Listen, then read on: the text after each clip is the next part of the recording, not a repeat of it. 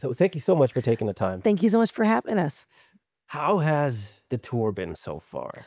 How are you? It's been a whirlwind. It's been awesome. We've been out for really since May, and so it feels like, you know, now we're back in Europe, and it's just kind of we're seeing, you know, all of the people that had seen us over the summer come back and see us, and the shows have been great. Where were we yesterday or the day before? Prague. We were in Prague. Yeah. Beautiful city. Oh my God, it's awesome. Yeah, it's been a wild run. I don't know, you know, I think we're all losing our minds a little bit, but the shows are better than ever, and we're playing better than ever, and you know, we're still having fun. So that is awesome. Especially like you've been touring since May. Is there a sweet spot in a tour where you're like, oh, the beginning we're super hyped, or at the end like we're really warmed up now? I think you know, I think it's more like right before the middle. Like after you're out for like a week, like, all right. And then you get to the middle and everyone starts getting a little like before you get tired, loopy, you know?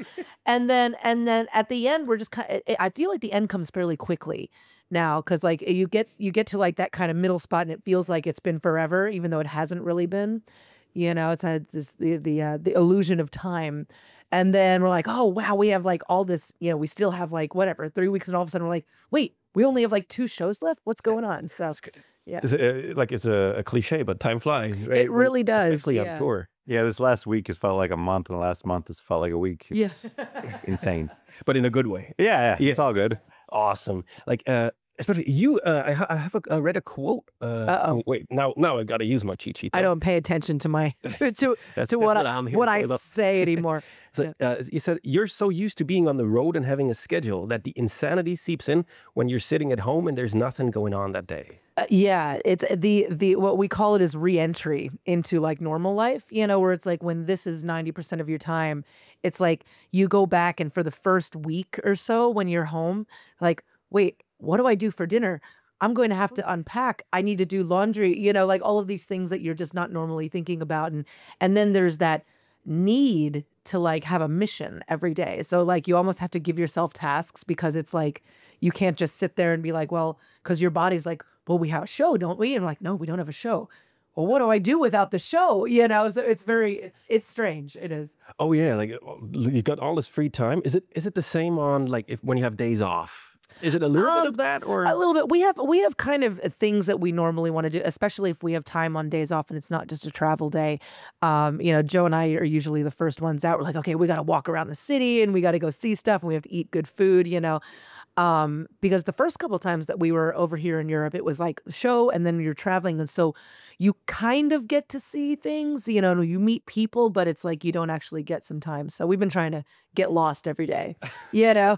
Oh, yeah.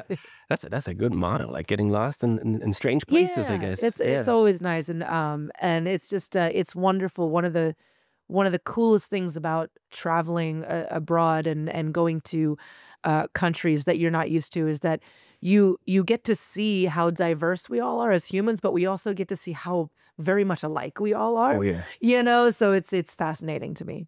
Speaking of that, is there a difference between European crowds and crowds in the States? Yeah, I think that in Europe, if the rock show was a verb, they know how to rock show. Whereas like, you know, and I'm not saying it's better or worse, but it's like in the States, you kind of have to hold everyone's hand and be like, this is where we clap.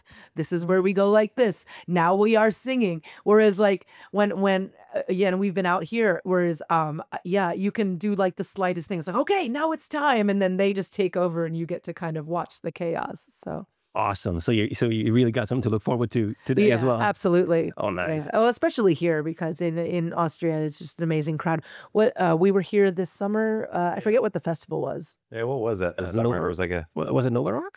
No. Donauinselfest. Yeah. That's a tough feature panel stuff. That free show out in the park. I was just hoping you were at Nova Rock because I was there. I was wishing. I have another quote. I don't have a quote. It's more of a paraphrase or whatever you call it as a noun. So you don't like to make 5-year plans, you said. Yeah. So don't worry. I won't ask you. I've tried to do that before, and then you end up evolving a little bit in between that. You know, it's like it's hard to stay the same human for long. Oh, you know? absolutely. Yeah.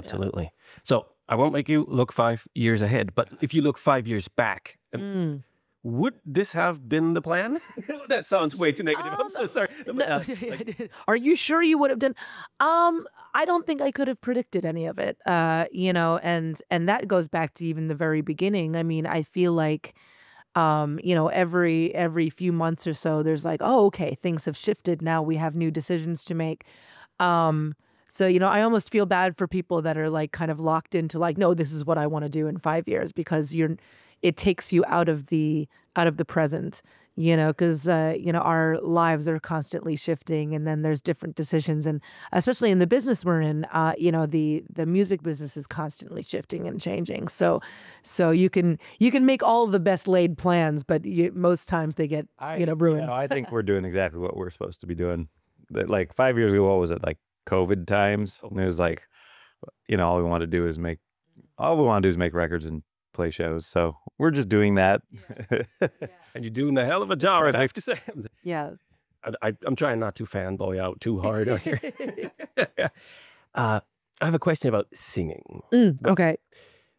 You started, like, your first EP with Halestorm was 97, 98? Yeah, 97, 98 we started, yeah. And, well, obviously, you were younger back then, but also the style of singing was a lot calmer, I would say, less growly. Is that something that you, like, that grew on you over the years? Or is it something that you suddenly, you heard some singer and you went, I want to do that? I think it was more of a challenge to see if I could pull it off and I could do it. You know, I don't get nerdy on a whole lot of things, but singing I do, and there's so many different factors to it. It's like, okay, can I accomplish that? And for me, it was more of, I wanted to see how diverse I could make myself. Whereas if I'm doing, you know, a love power ballad, you know, in one half of the set, well, can I get super aggressive? And then can I go back to it? And then the other added factor is that, can you do it consistently every night, you know, without hurting yourself or damaging anything? So, yeah, I've worked very hard to make sure that that is the case and that I can do all of those things. But yeah, you get inspired by so much. I mean, I listen to, you know, everything from, you know, like, you know, 60s pop to heavy metal, and depending on your mood or what you, and especially like the freedom with writing a song, it's like you don't necessarily want to keep yourself in one box. You want to see how far you can take something. So so for me, the guttural, or, you know, more raspy, or the aggression was something that I, you know, ended up developing over years of like, okay, well, that sounds good. That doesn't sound good. That sounds like I'm trying too hard. That sounds like it hurts, you know, like, so you have to find that middle ground. And I've gotten it to a really amazing place where I'm able to kind of manipulate things here or there. And so I'm proud of myself for that. But it is interesting because we've been out with our boys in Bloodywood, you know, on this tour, and the lead singer, Giant, it has been quizzing me every day. It's like, how do you go from this place to this place? And I'm like, you know, I'm not a great teacher, so I'm like trying to like explain what I do. But it's fun. That's like the bottom line, is that it's fun for me. And I don't have a huge ego about what I do. I'm not ever going to say like, oh, I'm the best at what I do. But the most fun thing for me playing live is seeing the shock on some people's faces, or as if I'm like holding out a note, or if I'm screaming for a long period of time, and then you go back to the softer stuff and it's like, how did you do that? And so it's more or less, you just like, you see everyone go, what was that? You know, and I'm like, haha, I got you. So. That's so funny, because that was my first moment listening. The first song I ever heard of yours was a cover. It was Slave to the Grind. Oh, yes. And like in the bridge part, the last note that you hit, that's so high. And I was like, okay, that's amazing, but you ain't pulling that off live. and then I went on YouTube, and you did. And thank you so much. Really, I was blown away. It was amazing. So I feel you. And I really believe like many people have means so much first to me. impression. I guess, that's true. I mean, you only really ever get your first impression. And even if you are a very like forgiving concert goer, it's like when you see somebody live, that's you know, that's who it separates the mice from the men, so they say. You know, and so it's always been very important to me, like if I'm going to record something in a certain way, I need to make sure that I can do it live. Yeah That's awesome. Yeah, and a lot of times you don't necessarily know whether you can or not. It's because you're in the studio. It's like, oh yeah, that's fine.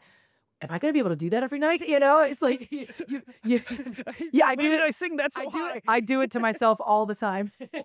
I could have sang the chord lower. So I could have done it differently. With a new album, with Everest, it feels to me like it's a little calmer, or more ballads maybe. Did you have a different approach when it came to writing it? Did your approach to writing music, did it change? Absolutely. We ended up doing the record with Dave Cobb, and he is notorious for not liking any demos. Like he doesn't want to listen to demos. He wants to sit there and he wants to write it and record it at the same time. So we walked in first day in the studio, and we have like, we always have like a bank of like, okay, here's like some half-written songs, here's choruses, here's riffs for days.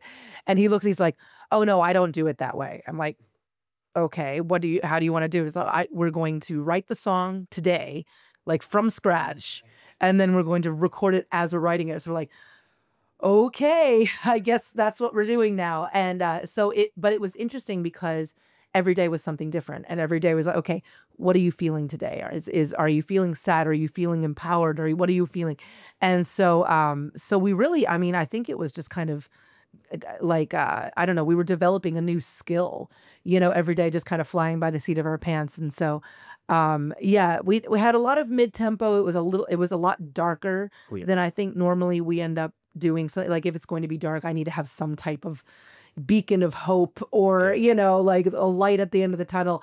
And, with this album, it was more trying to leave, I think, more questions than answers. It's like, I don't know whether there's going to be a happy ending, but hey, we are here and we're going to do our best, kind of thing. Oh yeah, that makes absolute sense. That was great. Like, I feel like that gives me hope, because that means if there's a question mark at the end of the album, that means that there's gonna be an answer. Maybe. Yeah. Well, it's kind of like choose your own adventure. It's like, it's up to you. It's like where it ends for the individual, and you leave kind of a blank page for whoever is listening to it. And it's interesting because since we released this album, there have been so many of our fans that are taking these songs and like, I know where it came from me, but everybody has a different reason why they like the song, and they've put themselves in that picture. Absolutely. Absolutely, I get that.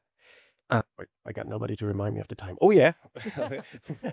There's one more thing. Or did you want to say anything else? Is there anything? I don't know. Shout outs to people. Honestly, just to everybody watching and listening, thank you so much for having us back over the period. How many years have we been coming to Australia? So many. And the fact that we keep getting asked back and people keep coming to the shows, that's a big deal, because we know as fans of music what it takes to figure out how you're going to get the tickets, how you're going to get there, who you're going to see, picking and choosing. And so the fact that we're here today is just amazing. I agree.